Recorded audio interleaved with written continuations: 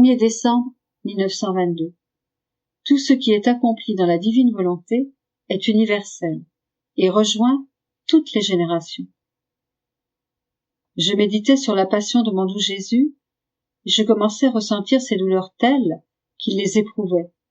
Me regardant, il me dit « Ma fille, j'ai souffert toutes les peines de ma passion dans ma volonté. Pendant que je les ressentais, plusieurs chemins s'ouvraient dans ma volonté, dans le but de rejoindre chaque créature. Si je n'avais pas souffert dans ma volonté, laquelle enveloppe tout, mes souffrances ne t'auraient pas rejointe et n'auraient rejoint aucune autre créature. Elles seraient demeurées dans mon humanité exclusivement. Comme j'ai assumé mes souffrances dans ma volonté, plusieurs chemins se sont ouverts vers les créatures et de nombreux chemins se sont aussi ouverts pour permettre aux créatures de toute l'histoire de venir à moi et d'être unies à mes souffrances. Alors que les coups de fouet pleuvaient sur moi, ma volonté amena chaque créature à me frapper, de telle sorte que ce n'étaient pas seulement les créatures présentes qui me fouettaient, mais aussi celles de tous les temps, qui par leurs offenses personnelles participaient à ces barbares coups de fouet. La même chose se produisit pour toutes mes autres souffrances. Ma volonté amena toutes les créatures à moi. Aucune ne fut absente. Oh, que mes souffrances furent beaucoup plus pénibles et grandes que celles qui étaient uniquement visibles. Quant à toi, si tu veux joindre ta compassion, ta réparation et tes propres petites souffrances aux miennes, non seulement pour m'accompagner, mais pour ouvrir les mêmes voies que les miennes et tout faire entrer dans ma volonté, alors toutes les générations en recevront les effets. Non uniquement mes souffrances atteignirent-elles toutes les créatures, mais aussi mes paroles, parce qu'elles furent prononcées dans ma volonté. Par exemple, quand Pilate m'a demandé si j'étais roi, je lui ai répondu « Mon royaume n'est pas de ce monde. S'il était de ce monde, des légions d'anges viendraient à ma défense. » Me voyant si pitoyable, humilié et méprisé, Pilate fut frappé d'étonnement. Il me demanda plus de précision en disant « Alors, tu es roi ?» Je lui ai répliqué fermement, à lui ainsi qu'à ses pareils. « Je suis roi, et je suis venu dans ce monde pour enseigner la vérité. Ce n'est ni l'autorité supérieure, ni les royaumes, ni le droit de commander qui permettent à un homme de gouverner, qui l'ennoblissent et l'élèvent au-dessus des autres. Ces choses ne sont qu'esclavage et misère. Elles rendent l'homme esclave de viles passions, l'amenant à commettre des actions injustes, qui l'avilissent et éveillent la haine de ses subordonnés. Les richesses sont un esclavage, et le pouvoir est une épée qui blesse ou tue un grand nombre. Le véritable pouvoir est vertu, renoncement à tout, oubli de soi, soumission aux autres. Il unit tout et tous dans l'amour. Mon royaume n'aura pas de fin, et le tien tire à sa fin.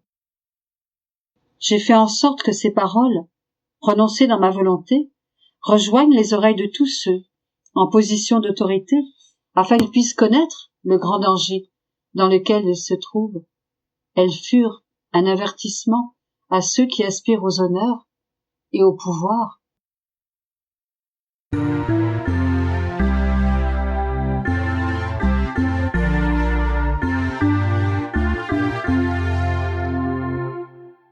1er décembre 1924. Comment, rejetée par les créatures, la divine volonté ressent la mort du bien qu'elle veut réaliser en elle. Je me sentais très angoissée, et tout en priant, je pleurais sur ma triste condition d'être privée de celui qui est toute ma vie. Mon état est irrémédiable. Personne n'a pitié de moi. Tout n'est que justice. Qui aura pitié de moi, si celui qui est la source de la pitié me tourne le dos? Pendant que je pleurais et priais ainsi, j'ai senti mes mains entre celles de Jésus et, m'élevant très haut, il me dit « Venez tous voir un grand spectacle jamais vu auparavant sur la terre et au ciel. Une âme mourant continuellement d'amour pour moi. » À ces paroles de Jésus, les cieux s'ouvrirent et toute la hiérarchie céleste me regarda. Je me suis aussi regardé moi-même, et j'ai vu ma pauvre âme flétrie et mourante, comme une fleur sur le point de se dégager de sa tige. Pendant que je mourais, une force secrète me redonna vie. Oh, c'est peut-être la justice de Dieu qui me punit avec raison. Mon Dieu, mon Jésus, aie pitié de moi, aie pitié d'une pauvre créature qui se meurt. Mon lot est le plus dur que puisse subir une créature mortelle. Mourir sans mourir.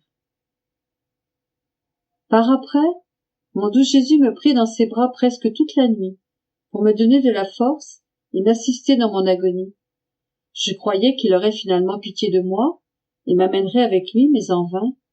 Après m'avoir ainsi un peu revigorée, il me laissa en me disant: ma fille, ma volonté reçoit des morts continuelles de la part des créatures. Elle est vie, et en tant que vie, elle veut donner vie et lumière, mais les créatures rejettent cette lumière, et parce qu'elles ne la reçoivent pas, cette lumière meurt pour les créatures, et ma volonté ressent cette mort. Ma volonté veut faire connaître les qualités et les vertus qu'elle contient, mais les créatures rejettent cette connaissance, et ainsi, ma volonté ressent la mort que les créatures donnent aux vertus et aux qualités de ma volonté. Pareillement, si ma volonté veut donner de l'amour, et que cet amour n'est pas reçu, elle ressent la mort donnée à l'amour. Si elle veut donner de la sainteté ou des grâces, elle sent la mort que les créatures donnent à la sainteté et aux grâces qu'elle veut accorder. Ainsi, une mort continuelle est infligée à ma volonté pour les bienfaits qu'elle veut offrir. Ne ressens-tu pas la mort continuelle que subit ma volonté?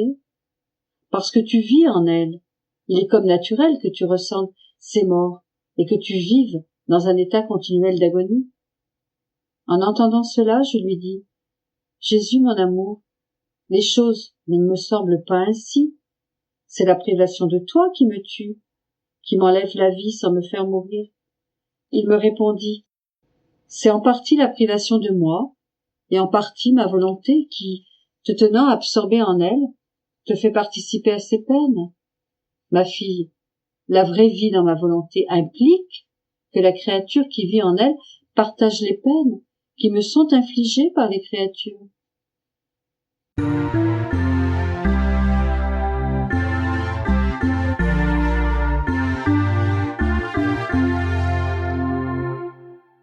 1er décembre 1927.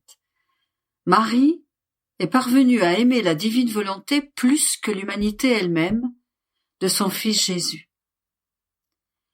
La Reine souveraine a tout reçu de la divine volonté, y compris la plénitude de grâce et de sainteté, la souveraineté sur toute chose, et jusqu'à la fécondité de pouvoir donner vie à son Fils.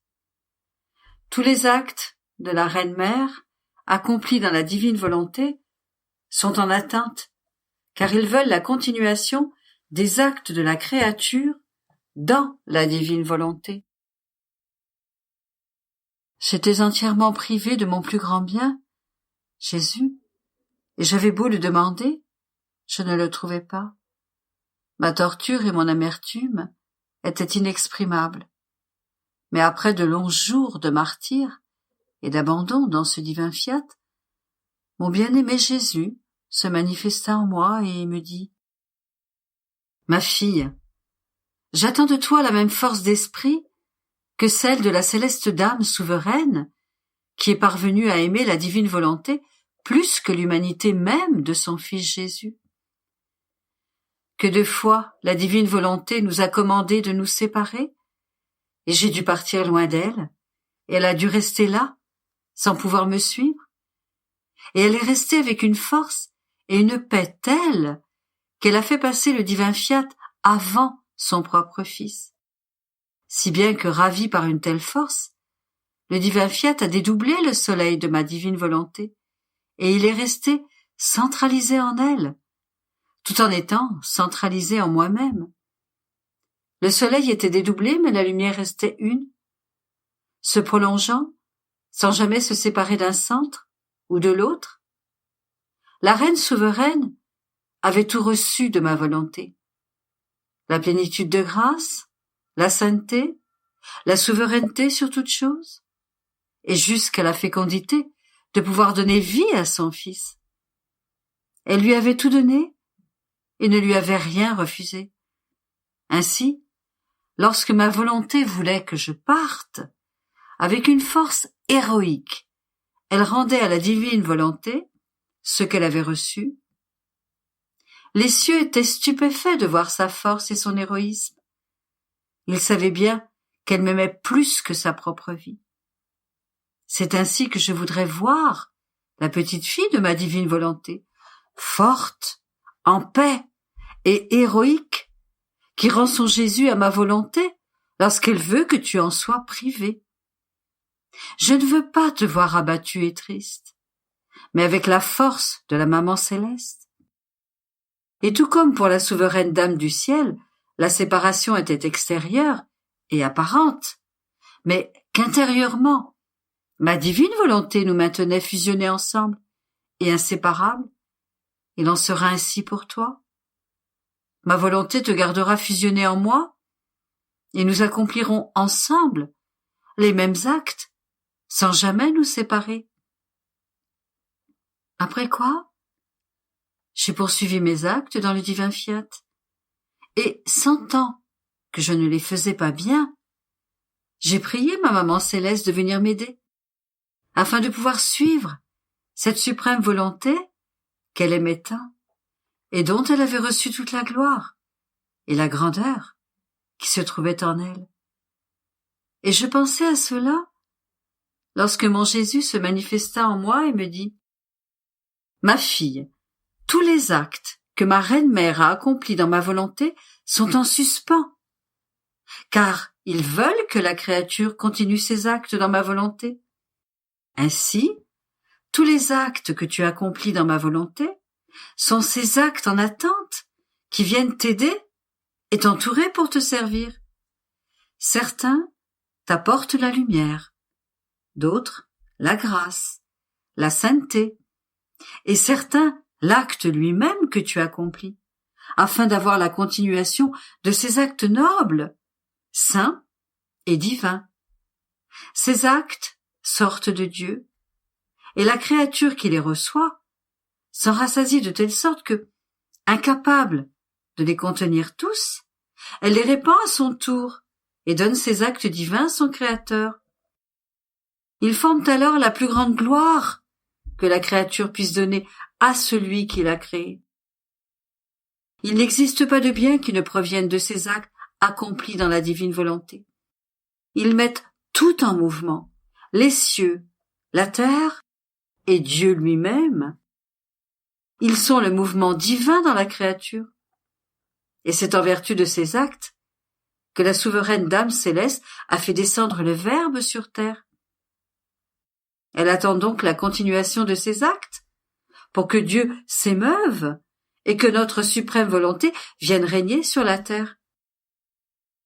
Ces actes sont le triomphe de Dieu sur la créature et les armes divines qui permettent à la créature de gagner Dieu. Par conséquent, poursuis tes actes dans ma volonté, et tu auras en ton pouvoir les secours divins, ainsi que ceux de la reine souveraine.